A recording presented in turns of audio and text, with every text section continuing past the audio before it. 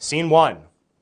So this isn't a comment on the text, but it's something that I really want to reiterate to you, and it's that Act 5 consists of many short scenes. Right? There are 8 short scenes, and as I said before, some editions will posit 11 short scenes. And the scenes have an effect of going back and forth. It's almost kind of like watching a tennis match, right? If you've ever seen like tennis, you have a net, right? And you have 2 players with rackets, and you have the ball. When the ball's over here, we're kind of looking over here, right? But then the ball goes over here, and our gaze shifts. And now we look over here. And this kind of like back and forth happens throughout Act 5, where sometimes we're looking at Dunsinane, where events are unfolding with Macbeth and Lady Macbeth, and other times we're looking outside at Malcolm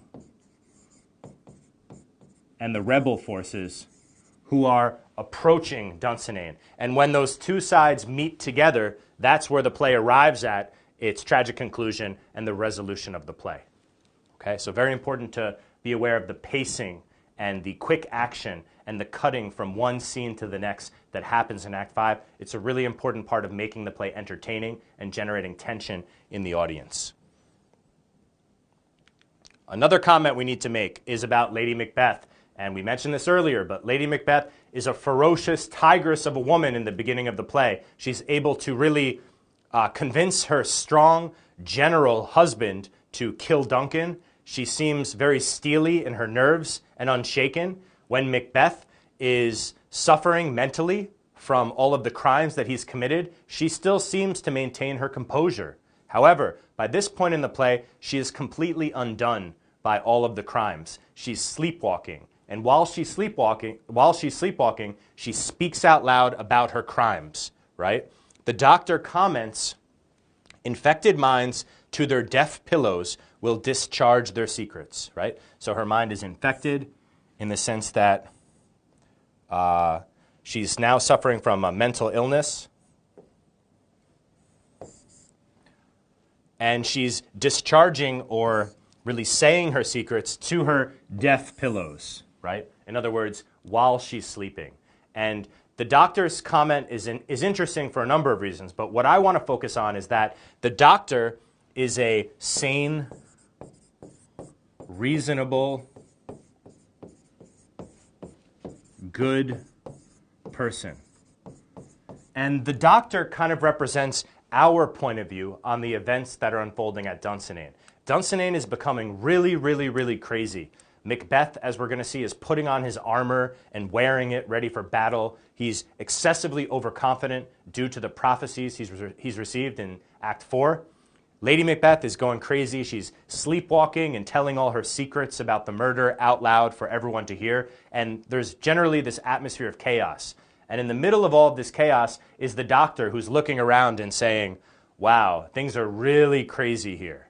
And in a sense, we adopt the doctor's point of view. And the fact that a sane doctor is in the middle of all of this madness kind of serves as a foil, right? A kind of contrasting figure that brings out the contrast between his own calmness and self-possession and rationality and the insanity that's unfolding all around him. Scene 2. So remember, we're going to go back and forth. Scene 1 is at the castle at Dunsinane, where Macbeth and his forces are preparing for battle. Scene 2 is going to be with Angus and the rebel forces who are waiting for Malcolm and the English forces to join them to attack the castle. And Angus says of Macbeth, those he commands move only in command. What this means is that Macbeth rules by fear.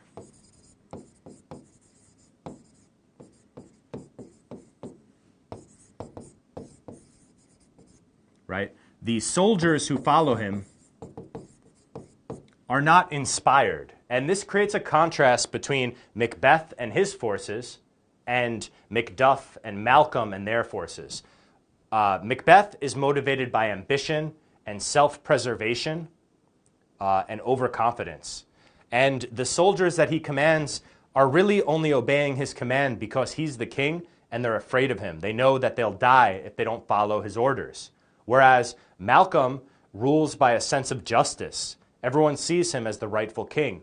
Macduff, he's leading soldiers with a sense of justice. People know that his wife and son have been cruelly murdered, right? So the people attacking Macbeth, they're fighting for the right reasons, whereas Macbeth and his soldiers are fighting for all of the wrong reasons. Lennox, of course, one of the other Scottish noblemen who is also with Angus awaiting the English forces and Malcolm, he announces, "March we toward Burnham to meet Macbeth in battle." So remember, part of the second prophecy is that when Burnham Wood, the forest, comes to Dunsinane, that's the only time that Macbeth can be defeated in battle. Now, we don't necessarily know yet that Burnham Wood will come to Dunsinane, but as soon as we hear this word, right, we create a sense of foreshadowing,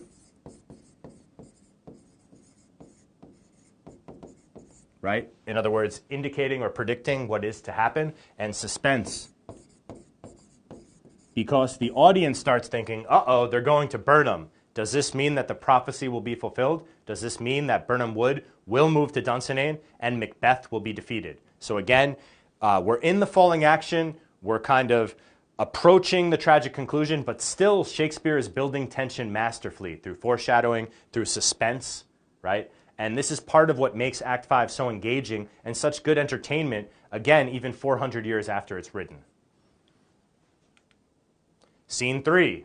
So scene 1, we're at Dunsinane. Scene 3, we're with Lennox and Angus awaiting the English forces.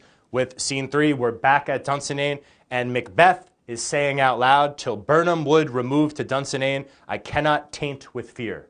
So in other words, he's repeating the prophecy.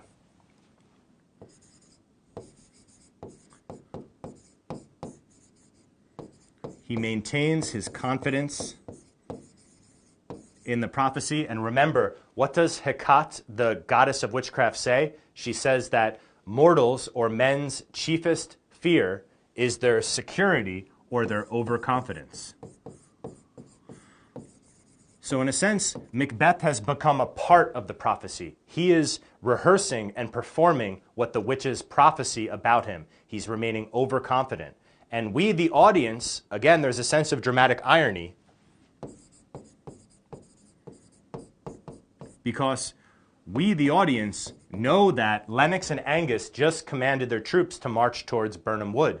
And here Macbeth is saying, "I cannot be afraid until Burnham Wood comes to Dunsinane." And the audience is connecting the dots. The audience is thinking, uh-oh, this prophecy seems like it's coming true, and Macbeth is probably in a lot of trouble. The scene closes, and again, this kind of reiterates an earlier point I made, with the doctor saying, "Were I from Dunsinane away and clear, profit again should hardly draw me here." Okay? So first, let's make sure we understand. Were I, or if I were, away and clear, so in other words, far away,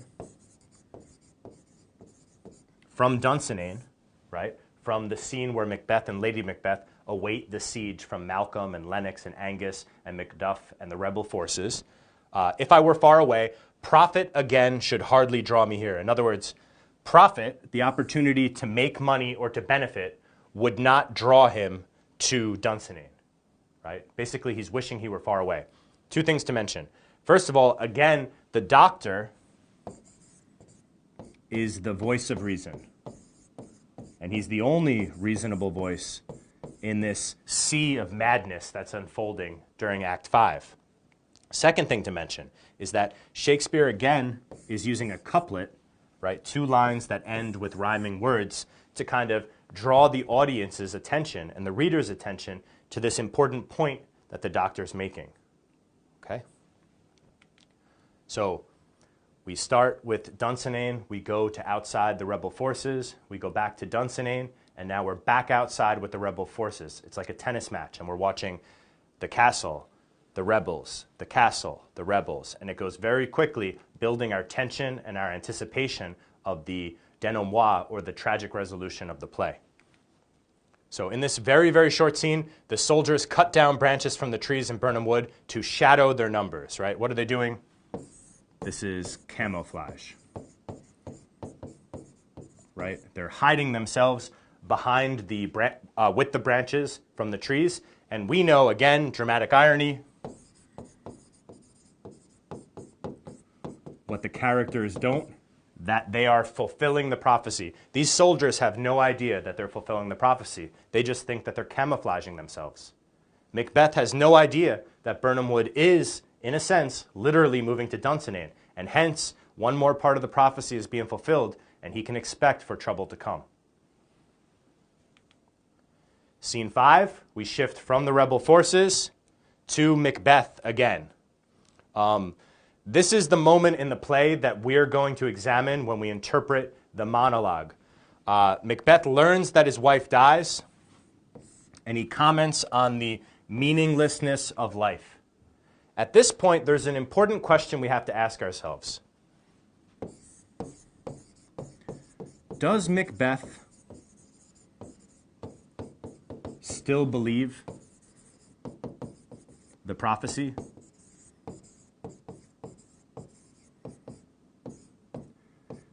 In his words, I think the answer is yes. Even when he sees Macduff in the final scene, he says, "You're not from woman born," and he maintains his faith in the prophecy. But my instinct is to think that somewhere in Macbeth's character, he's beginning to doubt that these prophecies are true, right? He's saying that life is meaningless. It's almost as if he's commenting on the fact that the prophecies themselves don't have meaning, right? That he's beginning to doubt that he can trust what he has believed up until this point. Okay. Another quick comment we're going to make is that when he learns that his wife dies, he doesn't really react in a profoundly emotional way. Again, we can kind of posit Macduff as a foil for, Macduff and Macbeth. When Macduff learns that his wife dies, he wails out loud. He's very emotionally overtaken. He's very sad. This makes him seem human. When Macbeth learns that his wife dies, as we're going to see, he just says, "She should have died hereafter." In other words, "I wish she died later." Now that's an understatement, right? It's nowhere near as emotional as Macduff's response. And so again, this kind of emphasizes the difference in the reactions, that although they were both generals in the Scottish army, and although they both were engaged in killing rebels and have a lot of similar qualities, they're very, very different, at least at this point in the play. Secondly, here a messenger reports that Birnam Wood has begun to move, and Macbeth admits that he's beginning to doubt the equivocation of the fiend that lies like truth, what we mentioned earlier. He's beginning to doubt the equivocation of the fiend. The fiend is like the devil or the demon. I think he's referring to the witches here. And equivocation means doublespeak.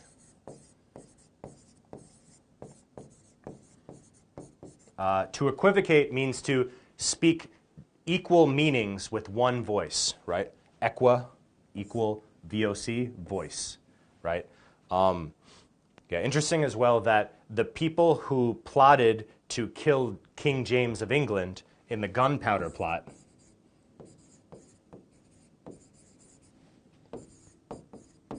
in their trial, they were called equivocators. So this could be another connection between the actions in the play and the historical events surrounding the play with the coronation of King James and the fear in English society that the king could be assassinated and political instability result.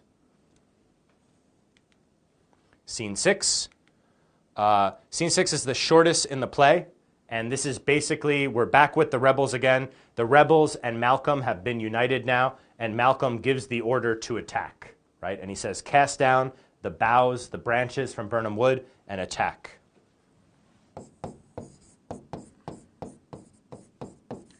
And again, we need to realize that so much work has gone into producing the tension up until this point, that now that the final siege is going to happen, the audience feels that finally this tension is going to be dissolved and we're going to reach a tragic resolution.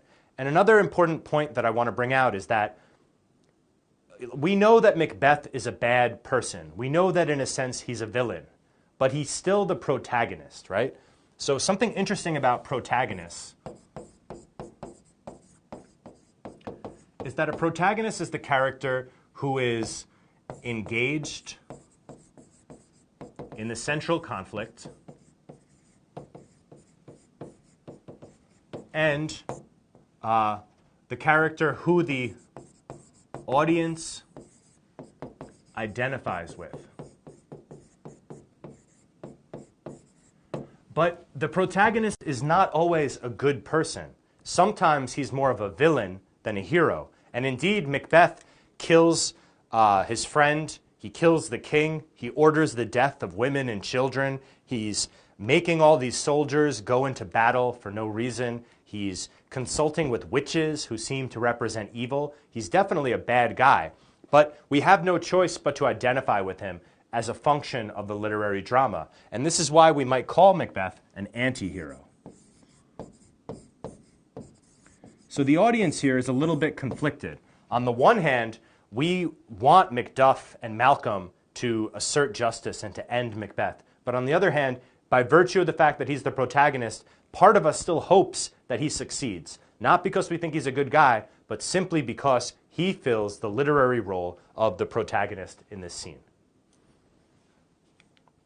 Scene 7th is our second to last. And by now, the forces have reached Dunsinane. And in this scene, Macbeth kills young Seward.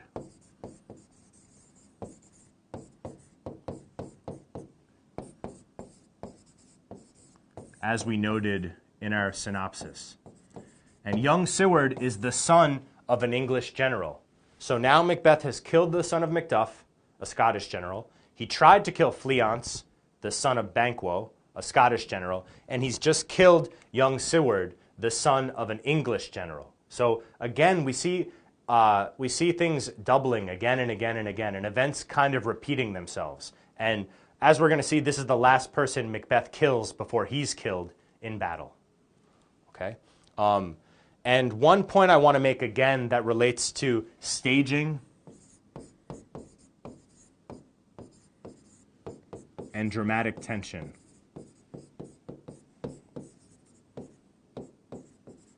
We know, because of the witch's prophecy and because of Macduff's own words, that Macduff is going to be the one to kill Macbeth, and that they're kind of fated to end the play in single combat against each other.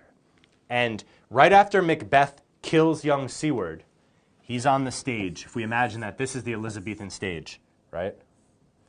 And this is, Macbeth. If we draw him simply, here's his sword. And Macbeth, he exits the stage just as Macduff